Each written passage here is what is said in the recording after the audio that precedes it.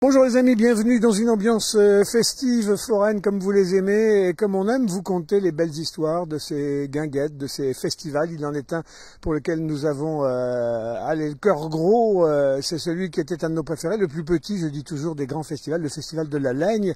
Or vous le savez, après le séisme dont a souffert cette commune, le festival était en balance. Finalement, Axel Landy, l'organisateur, avait trouvé des accords et un mode d'organisation qui permettait que le festival soit maintenu complètement au profit des sinistrés de la commune. Patatras, 15 jours après, plus rien n'est possible. Axel, bonjour. Bonjour. Triste nouvelle, le festival de la Laigne est annulé. Qu'est-ce qui s'est passé entre notre première visite sur place? On vous avait vu, tout le monde était optimiste, et puis soudain, la mort dans l'âme, le fait que vous annuliez. Il s'est passé qu'il y avait pas mal de gens qui venaient en mode tourisme macabre, un peu comme si c'était un site archéologique en ruine, voilà quoi. Et donc Regardez le désastre. Exactement. Ce qui fait que forcément le maire et les instances ont pris un peu peur de ça. Il y avait quelques problèmes de sécurité qui se sont accentués. Il paraît qu'il y a eu des maisons cambriolées. Ouais, et puis surtout aussi des quelques répliques aussi qui nous on sent pas, mais voilà, apparemment il y a eu ils ont senti qui ont encore fragilisé, on va dire, le bâti. Pourtant votre festival il avait été conçu, enfin deuxième version, à l'extérieur, donc hors le village, hors les murs, loin des gens, sur le parking de nos amis les Frérots, le restaurant routier.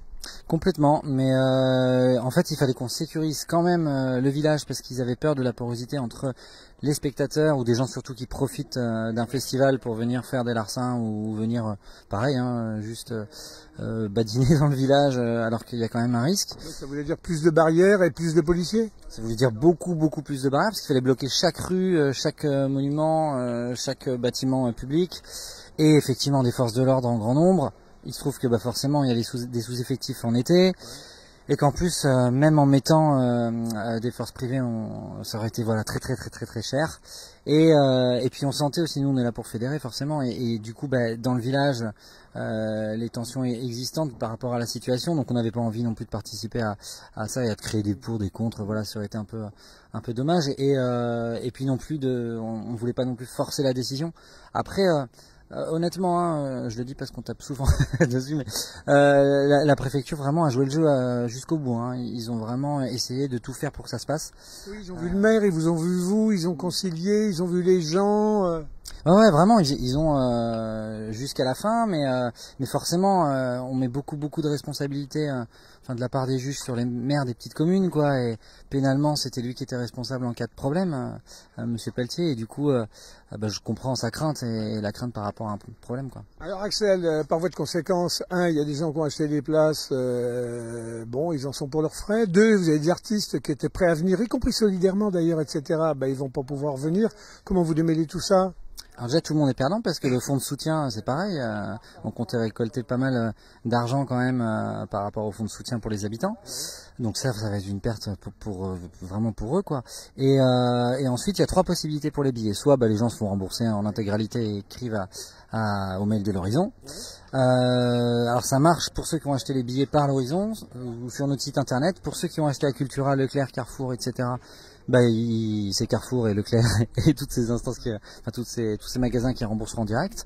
Et après on a la possibilité aussi de se faire rembourser une partie et de faire don de l'autre partie d'un billet ou du montant qu'on souhaite au fonds de soutien pour quand même arriver à grappiller un peu d'argent pour eux. Et la dernière solution c'est de garder le billet pour l'édition 24. Et en même temps, on les invite à l'ouverture de saison et aux 30 ans de l'Horizon, où il y aura Sarah McCoy qui du coup va jouer à la place du festival qui va venir aux 30 ans, Hildebrandt, etc. Enfin, on a réussi à garder des artistes quand même pour nos 30 ans.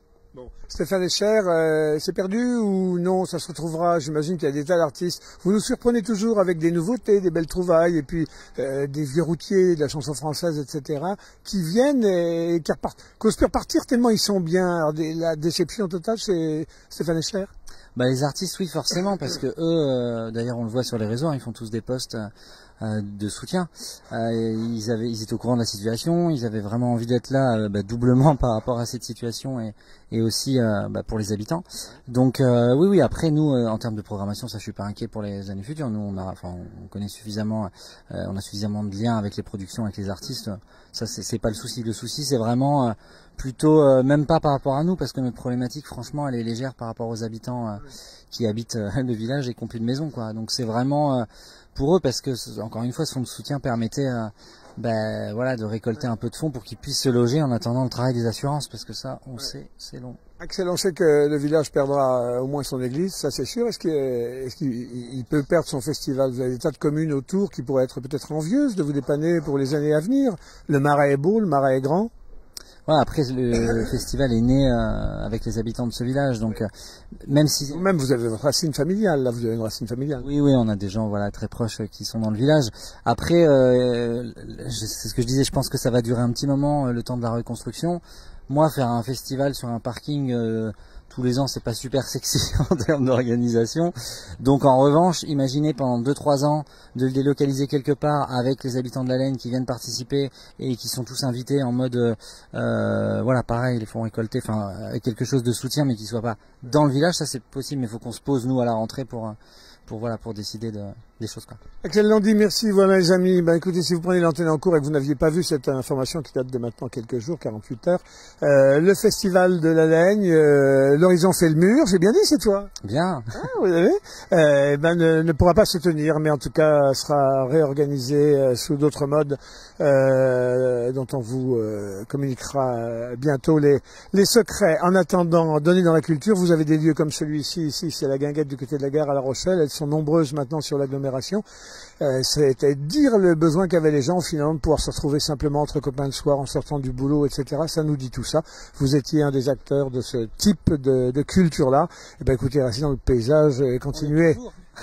On l'est toujours. Alors à la rentrée, il y aura toute la programmation quand même là-bas dans vos locaux à la Palisse. Les 30 ans de l'Horizon, donc un énorme événement devant l'Horizon pendant 3 jours, 15, 16, 17 septembre. Et je vous disais, du coup, Sarah McCoy et d'autres artistes qui étaient programmés au festival vont venir. Il y aura Lulu Von Trapp aussi, Ava Baya, enfin il y aura pas mal d'artistes qui vont venir fêter les 30 ans avec nous. Les 30 ans de l'Horizon, vous les faites pas, hein. Comme quoi les amis. La chirurgie, la culture, la bonne culture, celle des copains, cœur gros comme ça, c'est souvent la solution remède. Allez, à très bientôt les amis, et puis longue vie au festival de la Laigne. Merci, à bientôt.